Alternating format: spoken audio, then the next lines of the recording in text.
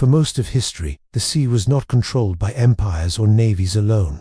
It was a wild, untamed frontier, shaped by a small number of ships that were faster, stronger, or more feared than anything sent against them. These weren't just ordinary pirate vessels, they were moving centers of power. We're recounting down the top pirate vessels to ever sail the seas, the ships that became legends. In the early 1720s, the Atlantic Ocean was a battlefield of trade, law, and lawlessness. Merchant ships raced for profit, navies patrolled for order, and pirates hunted for fortune. But one ship didn't rely on speed or stealth. It relied on pure, unadulterated fear. Its name was the Rising Sun, and it never approached its prey quietly. Instead, it announced itself with a symbol that every sailor understood, a bright red flag, flying high above the mast. This wasn't just decoration, it was a declaration.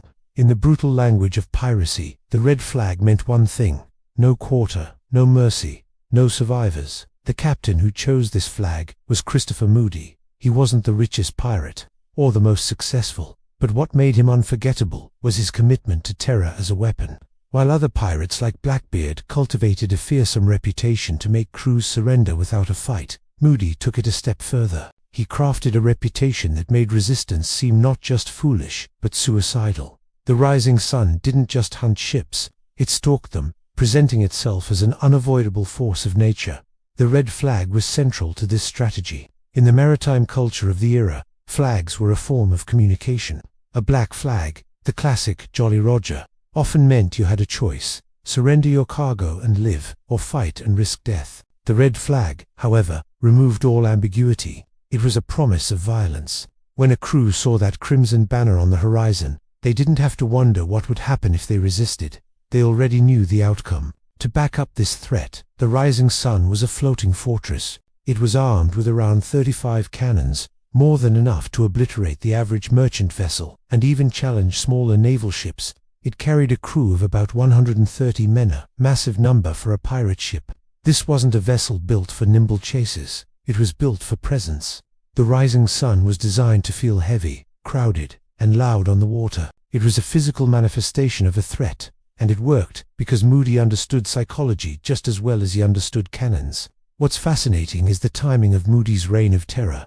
By the 1720s, the Golden Age of Piracy was already fading. Governments were cracking down, sending more patrols into the shipping lanes. They even offered amnesty to pirates willing to give up the life. In response, many pirate captains started to soften their image, trying to pass themselves off as privateers or semi-legitimate raiders. They wanted to blend in. Moody did the exact opposite. At a time when piracy was becoming more dangerous and less tolerated, he chose to make it more visible, more confrontational, and far more theatrical. His ship didn't hide in the waves. It screamed its defiance. This extremity is what built the Rising Sun's legend. In the maritime world, stories traveled faster than ships. Sailors talked in port taverns, and merchants warned each other of the red flag. A single violent encounter could send ripples of fear across the entire Atlantic. The idea of the Rising Sun became larger than the ship itself. Rumors didn't need to be perfectly accurate to be effective. They just needed to be terrifying. By the time Moody's ship actually appeared on the horizon, the fear had usually arrived long before, and for Moody, fear was a practical, strategic tool. A terrified crew makes mistakes. A panicked captain surrenders his ship and its cargo without a fight. Moody's brutality wasn't random chaos, it was calculated. Intimidation lowered the cost of business.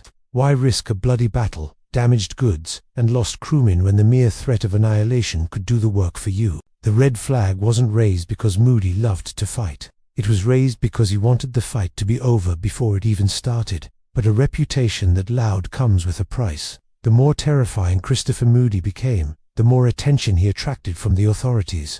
Naval forces were far more likely to hunt down a pirate who was infamous for his violence than one who kept a low profile. The very thing that made the Rising Sun so effective also painted a giant target on its back. The red flag that struck fear into the hearts of merchants also acted as a beacon for the navies sworn to destroy him. Unlike the sprawling sagas of pirates like Blackbeard or Calico Jack, filled with treasure maps, alliances, and dramatic betrayals, Moody's story is short, sharp, and brutal. He wasn't trying to build a pirate empire or a rogue nation. His entire career was an experiment. How far could you push intimidation before the world pushed back harder? As it turns out, not very long. Moody's career was incredibly brief. His absolute refusal to compromise left no room for negotiation or escape. When he was finally captured, he wasn't treated like a romantic outlaw or a misunderstood rogue. He was treated exactly as he had advertised himself, an enemy of all mankind. He was tried and executed in 1722, only a short time after the Rising Sun first became a name of dread on the high seas. The red flag that promised no mercy to his victims ultimately ensured none would be shown to him. It didn't protect him from the consequences of his actions, it accelerated them. And yet, despite his short career, Christopher Moody and the Rising Sun are still remembered, not for buried treasure or legendary escapes, but because they represent piracy at its most predatory extreme. They marked the point where fear became the main currency, where a terrifying reputation was valued more than profit. This is the moment when piracy stopped pretending to be a business and became an open, unapologetic act of predation. The story of the Rising Sun reveals a side of piracy that the romantic tales often ignore. These weren't just adventurers seeking freedom. They were operators in a violent, high-stakes environment, and they had to constantly adapt to survive. Some, like Sam Bellamy, used a reputation for fairness. Others used diplomacy or stealth. Christopher Moody chose pure terror, and for a while, terror worked spectacularly well. In the end, the Rising Sun wasn't brought down by a rival pirate, a clever naval captain, or a mutiny from within. It was defeated by its own visibility. It was defeated by the simple fact that fear makes noise, and brutality leaves a trail. The more loudly you declare yourself an enemy to the world, the more quickly the world will organize to eliminate you. That red flag, the symbol of Moody's power, also promised him no future. And that's why the Rising Sun remains such a potent legend. It's not a symbol of pirate freedom, but a chilling lesson in the limits of fear.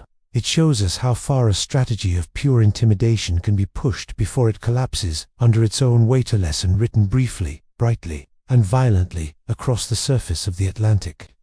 In the late 1690s, the Indian Ocean was a superhighway of wealth, a fiercely contested network of trade routes where empires and companies fought for every advantage. It was a place where navies ruled and order was meant to be kept. But in this crowded, controlled world, a single ship managed to slip through the cracks. It struck a blow so audacious, so earth-shattering, that it completely reshaped how the world thought about piracy. That ship was the Fancy, and its captain was a man named Henry, a figure who had become a legend almost as quickly as he appeared. The story of the Fancy is fascinating because it didn't begin as a pirate vessel. In fact, it started as the opposite. Originally named the Charles II, it was a privateer, a legal ship hired to hunt pirates, not become one. But in 1694, everything changed. Moored in a Spanish harbor, the crew of the Charles II was unpaid, frustrated, and on the brink of rebellion. They hadn't received their wages, and they saw their mission as a dead end. So they did what desperate men do. They mutinied. They overthrew their officers, seized control of the ship, and in a symbolic act of defiance, they renamed it the Fancy. And in that moment, they needed a new leader. They chose Henry Every. From that day forward, the Fancy was no longer a tool of any government or king. It became a tool of pure opportunity. Henry Every understood something that would define his entire career. In the vast expanse of the ocean, speed mattered more than brute force. He knew he couldn't outfight the navies of the world, but he could outrun them. So, the Fancy was transformed. It was heavily modified, stripped down, and optimized for one thing: speed. Its hull was cut down to make it lighter and more agile. Its rigging was expertly reconfigured to catch every breath of wind.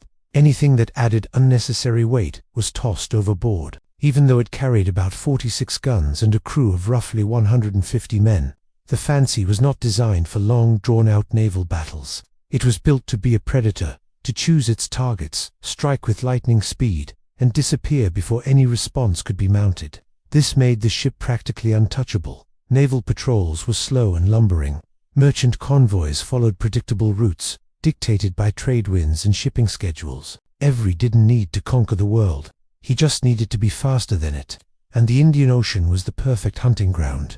With its vast distances, scattered pockets of authority, and immensely wealthy ships traveling with minimal protection, it was a paradise for a fast, intelligent predator like the Fancy. The moment that would cement the Fancy's place in history came in 1695. a massive Mughal convoy was making its annual pilgrimage journey from Mecca back to India. These were not ordinary merchant ships. They were carrying pilgrims, high-ranking officials, and an almost unimaginable amount of treasure, gold, silver, jewels, and tribute collected from across the vast Mughal empire. Leading this convoy was the Gangasawi, one of the largest and richest ships in the entire Mughal fleet. To even think of attacking such a vessel was insane. It wasn't just piracy.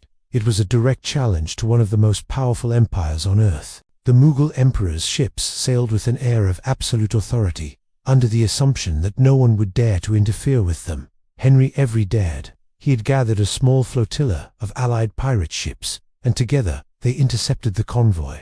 They singled out the grandest prize of all, the Gangasawi. Despite its size and heavy armament, the Mughal ship was slow and unprepared for the kind of fast, coordinated assault that Every had perfected.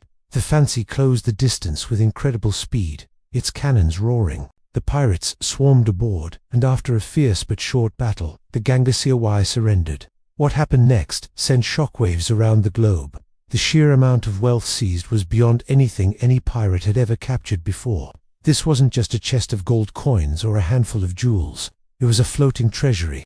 Estimates vary, but the haul was so enormous that it instantly made Henry Every and his crew some of the wealthiest criminals in history. Some reports claimed the value was hundreds of thousands of pounds, sterling, an astronomical sum at the time. But the money was only one part of the story. The political fallout was immediate and catastrophic. The Mughal Emperor Aurangzeb was enraged. He threatened to expel the English East India Company from India, a move that would have crippled Britain's trade and imperial ambitions. Suddenly, European governments realized that a single pirate ship, a single act of defiance, could disrupt international diplomacy, destabilize economies, and challenge the authority of entire empires. Piracy was no longer seen as a minor nuisance on the high seas. It was now a geopolitical threat, and the world panicked. This was the moment Henry Every became the world's first global supervillain. The English government, under immense pressure, issued a massive bounty for his capture, one of the first worldwide manhunts in history. Descriptions of Every were circulated across continents. He became a household name. His story whispered in taverns, ports, and dockside alleys from London to the Caribbean. His name traveled even faster than his ship ever could. And then, just as quickly as he burst onto the world stage, he vanished. This is what makes his legend so powerful. Henry Every was never captured. He didn't die in a blaze of glory on a gallows. He wasn't hunted down by a vengeful navy.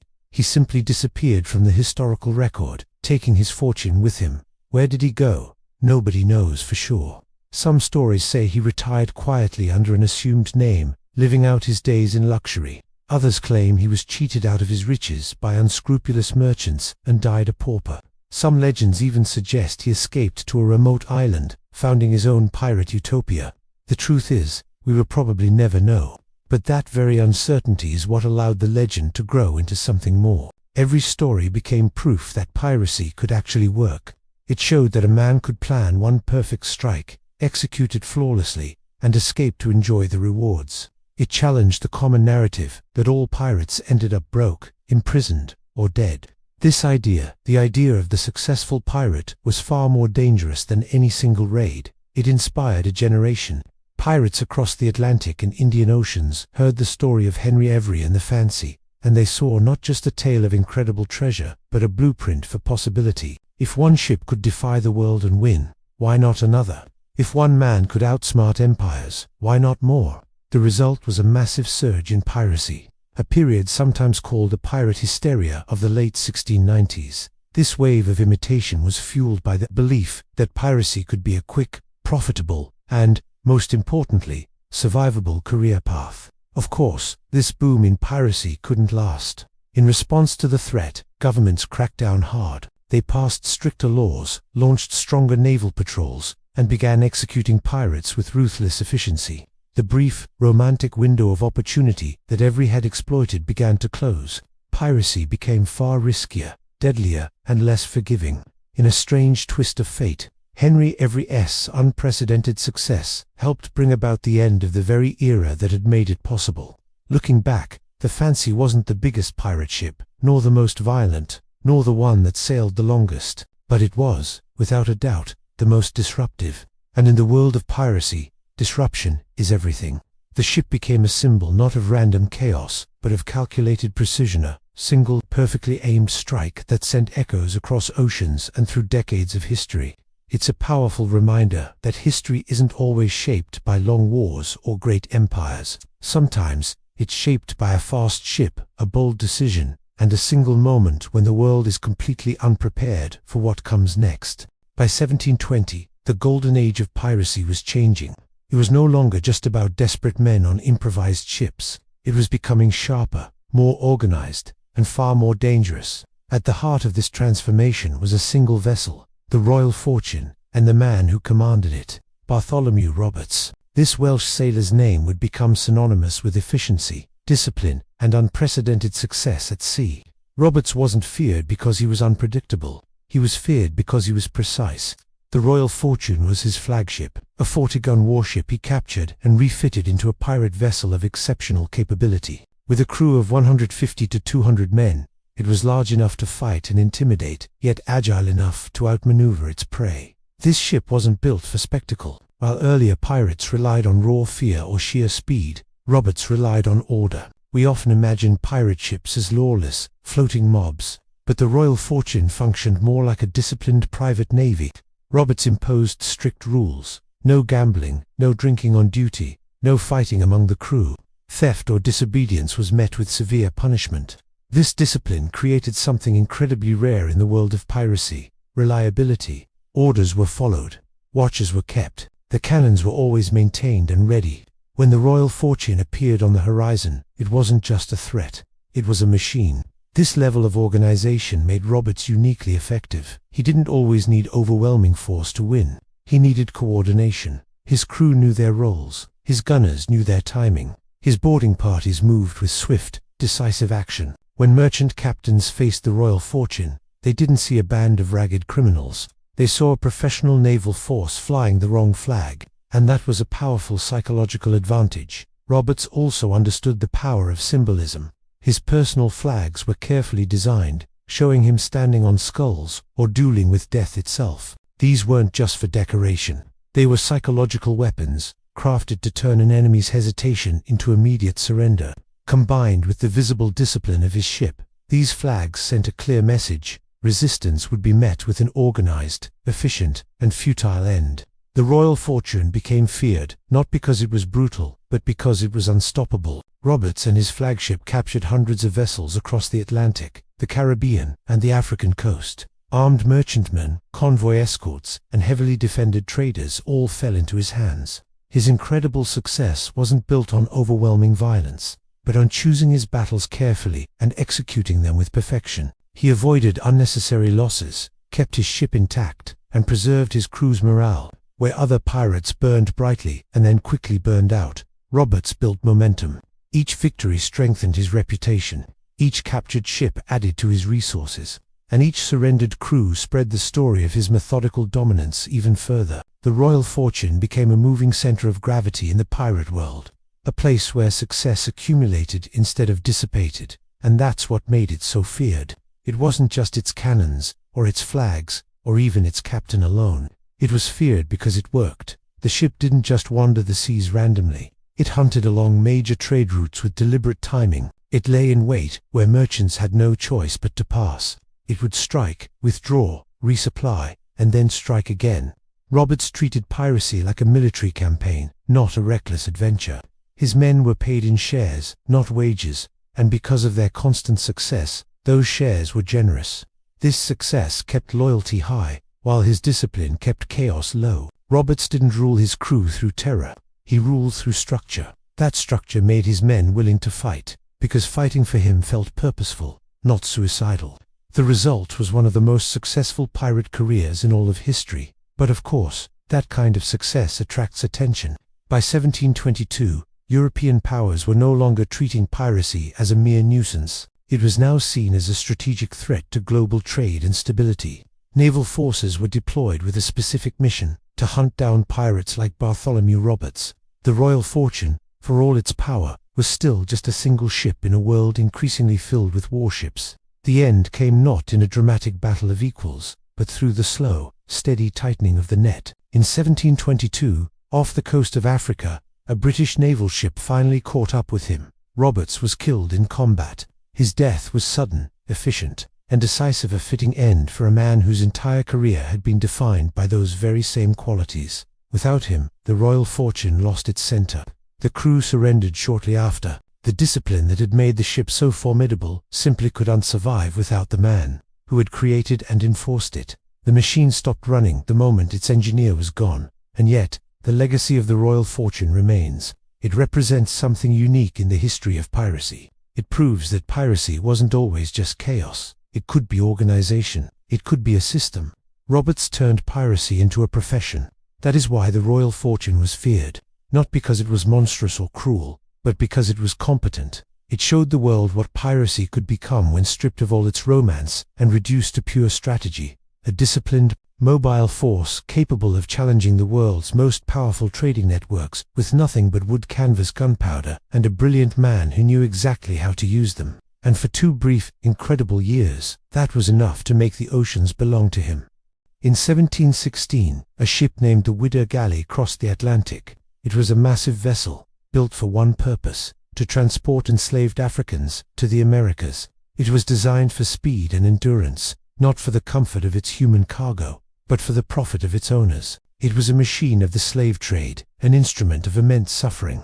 But within a year, this same ship would become something entirely different. It would be transformed into one of the most powerful pirate vessels in history, a floating symbol of violent rebellion, captained by a man who saw himself as a revolutionary. That man was Samuel Bellamy. Known as Black Sam, he wasn't the snarling, brutal pirate captain we often imagine.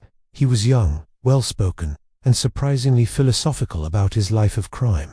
He saw piracy not just as robbery, but as a war against a corrupt system, a system where kings and wealthy merchants grew rich by exploiting the poor. He famously declared that pirates were more honest than rulers, because they plundered the rich under their own flag, while rulers robbed the poor under the protection of the law. In early 1717, when Bellamy and his crew captured the Whydah Gally, they struck gold. This wasn't just another prize, it was a game-changer. The Whydah was a state-of-the-art ship, larger and faster than almost any pirate vessel of its day.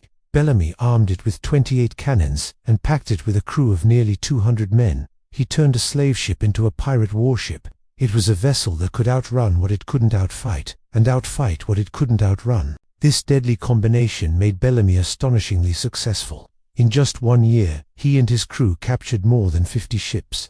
The holds of the Whydah overflowed with treasure from across the Atlantic world: gold, silver, ivory, precious indigo, dye, and silks. It became a moving treasury, carrying what is believed to be the largest pirate fortune ever amassed. It was a pirate king's floating fortress and bank vault, all in one. But the Whydah wasn't just a vessel of plunder. It was also a floating experiment in democracy. On Bellamy's ship, the crew operated on surprisingly egalitarian principles. The captain was elected, and every man had a vote. Loot was distributed in shares, with the captain taking only slightly more than a regular crew member. They called themselves Robin Hood's men. This philosophy, whether genuine or just a clever way to maintain loyalty, worked. Bellamy's crew followed him not just for the promise of riches, but because they believed in the cause. The Whydah became a powerful symbol. To its crew, it was a bastion of freedom in a world of oppression. To the authorities, it was a terrifying symbol of chaos and rebellion. To merchants, it was a nightmare that could appear on the horizon at any moment and swallow their fortunes. Bellamy and his ship seemed unstoppable. And then, just as suddenly as it all began, it was over. In April 1717, while sailing to meet his lover on Cape Cod, Bellamy steered the Whydah straight into a furious storm. The ship was heavy with treasure and crowded with men. Battered by colossal waves, it was driven onto a sandbar and ripped apart by the sea. Bellamy, his massive fortune, and all but 2 of his crew were lost. The ocean that had made him a king swallowed him whole. The reign of Black Sam Bellamy ended not in a blaze of cannon fire, but in the cold, dark silence of the Atlantic. For more than 260 years, the Whydah Gally was nothing more than a legend, a ghost story whispered in coastal towns. Many pirate shipwrecks have been rumored, but none had ever been found and positively identified. The world of pirates lived in thrilling stories and romanticized films, but it lacked physical proof. Until 1984. That year, underwater explorer Barry Clifford located the wreck of the Whydah. He found the ship's bell. inscribed with the words, "The Whydah Gally 1716. It was the archaeological equivalent of finding King Arthur's sword. For the first time, a pirate ship from the Golden Age of Piracy was not just found, but proven. The discovery was revolutionary. The Whydah wasn't a story anymore. It was evidence. Archaeologists began recovering thousands of artifacts from the wreck site: cannons, pistols, gold coins from all over the world, African jewelry, and everyday items like pewter plates and belt buckles. These objects provided an unprecedented, unfiltered look into the real lives of pirates. They told us how they armed themselves, what they valued, and how they lived day to day. The wreck revealed the complex reality behind the myth. The Whydah Gally anchors the fantasy of piracy to hard fact. It confirms that these men and their rebellious world were real, but it also reveals the deep contradictions at the heart of their story. The ship began its life in the service of slavery, one of history's greatest injustices, only to become a symbol of rebellion against perceived injustice. Its captain spoke of freedom and equality while engaging in violent theft. His dream of a pirate utopia ended in a watery grave, his treasure returning to the depths from which it came. The Whydah matters because it transforms piracy from a simple caricature into a complex human story. It's a story shaped by greed and anger, but also by ideals of freedom and a desperate hope for a better life. It shows us how quickly power can be won, how suddenly it can vanish, and how history often preserves not the legends we tell, but the physical traces people leave behind. Most ships are lost to time, their stories fading with their crews, but every now and then, the ocean gives a memory back. The Whydah Gally is that memory, a tangible piece of a lost world, saved from the silence of the deep. In 1717, at the absolute height of piracy's golden age, one ship dominated the seas. It wasn't the fastest, nor was its crew the most disciplined. Its power came from something else entirely, its sheer terrifying presence. This ship was the Queen Anne's Revenge, and its captain was the infamous Edward Teach, better known as Blackbeard. Together, they transformed a simple vessel into a floating performance of fear, a mobile fortress, and a psychological weapon that could paralyze entire coastlines without firing a single shot. But this legend of the sea didn't start as a pirate fortress. It was originally a French slave ship named Le Concorde, built for endurance and massive cargo capacity. It was designed to hold hundreds of people and heavy loads across the vast, unforgiving Atlantic. When Blackbeard captured it in 1717, he didn't just take over a ship, he inherited a perfect foundation for his vision. He immediately began a radical transformation. He started by adding guns, more and more guns, until the ship bristled with around 40 cannons. To put that in perspective, that was more firepower than many official naval warships of the era. Next, he expanded the crew, swelling its numbers to between 300 and 400 men. This wasn't just a crew, it was a small army. He armed them to the teeth and organized them with ruthless efficiency. But their primary purpose wasn't just to fight, it was to be seen. The Queen Anne's Revenge was never meant to be stealthy. It was designed to be noticed, to be a spectacle of overwhelming force, and it worked. A ship that large, that heavily armed, and that crowded with men was impossible to ignore. Imagine you're a merchant captain in a quiet harbor. Suddenly, on the horizon, this monstrous silhouette appears. Its towering masts pierce the sky, its dark flag snaps in the wind, and its decks are swarming with hundreds of armed men. What do? The answer, for most, was nothing. Merchant ships would delay their voyages, ports would slam their gates shut, colonial governors would descend into panic, trade routes would grind to a halt, and rumors would spread faster than any sail could carry a ship. Blackbeard understood a fundamental truth about power. It's not just about what you can do, but what your enemies believe you can do. His own appearance was a crucial part of this strategy. During battles, he would weave slow-burning fuses into his long, black beard and hair. Surrounded by a halo of smoke and sparks, he looked less like a man and more like a demon emerging from the flames of hell. Now, picture that sight, with the colossal Queen Anne's Revenge looming behind him. The effect was utterly demoralizing. Entire crews would surrender without a fight, convinced they were facing something supernatural, something beyond their ability to resist. This was no accident. Blackbeard meticulously curated his terrifying image. He wanted his name alone to inspire fear long before his ship ever appeared on the horizon. He wanted to make resistance feel completely pointless. The Queen-Anne's Revenge was the physical embodiment of this strategy, a ship built not just to fight battles, but to dominate the mind and crush the will of his opponents. And for a time, it was wildly successful. Using this floating fortress, Blackbeard blockaded entire ports. His most famous act was the blockade of Charleston, South Carolina. In 1718, he didn't hide in secret coves or launch surprise attacks under the cover of darkness. He captured ships openly, in full view of the shorelines and colonial authorities, and then negotiated with the town's leaders from a position of absolute, undeniable power. He didn't need to run. He didn't need to hide. He simply arrived, took whatever he wanted, and left whenever it suited him. No pirate before or since has ever wielded that level of open, visible control over the seas. This is precisely why the Queen-Anne's Revenge is remembered as the most heavily armed and psychologically dominant pirate ship in history. It wasn't just a tool for crime. It was a statement. It was a loud, defiant challenge to the great imperial powers of the date, to Britain, to Spain, to France. It sailed where it shouldn't have been allowed to sail. It did what it shouldn't have been allowed to do, and it survived far longer than anyone thought possible. But the very qualities that made the ship so powerful also made it unsustainable. A vessel that massive required a constant, enormous stream of supplies. A crew that large was a logistical and managerial nightmare, and a reputation that loud inevitably attracted a lot of unwanted attention. The world was not going to tolerate Blackbeard's brazen success forever. The empires began to respond. Naval forces were mobilized specifically to hunt him down. Governors were pressured by London to put an end to his reign of terror. The hunt intensified. In late 1718, after a bloody and desperate battle with British forces, Blackbeard was finally killed. The Queen-Anne's Revenge itself was already gone. It had been lost earlier that same year, run aground and abandoned near present-day North Carolina, under circumstances that historians still debate. Some believe Blackbeard deliberately wrecked the ship to downsize his crew, ditch the less loyal members, and escape with a smaller group and the most valuable loot. Others argue it was simply a navigational error, a costly mistake. Whatever the reason, the ship's spectacular career ended almost as abruptly as it had begun. But its impact was permanent. The Queen-Anne's Revenge fundamentally changed how the world perceived piracy.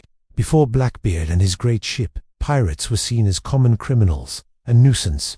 After them, pirates became a direct threat to international order and trade. They forced governments to stop treating piracy as a minor issue and start responding with systematic, organized suppression. In a way, Blackbeard's success helped trigger the end of the Golden Age of Piracy, because he made it impossible for the authorities to ignore any longer. And culturally, the ship created the very image of the pirate that we still recognize today. The massive black-sailed ship bristling with cannons, the terrifying larger-than-life captain, the whole idea of piracy as a grand, theatrical spectacle. That powerful archetype begins right here, with this ship. The Queen-Anne's Revenge may not have been the fastest, the most agile, or the longest-lasting pirate vessel, but it was, without a doubt, the most overwhelming. It proved that fear could be engineered, that power could be staged, and that a ship could be transformed into a symbol so potent that it could reshape politics, trade, and the collective imagination. For one incredible year, the Caribbean didn't belong to empires, trading companies, or kings. It belonged to a man with a burning beard and a 40-gun ship who understood that the most powerful weapon on the sea is under cannon, and the Queen-Anne's Revenge was a ship built entirely out of that belief.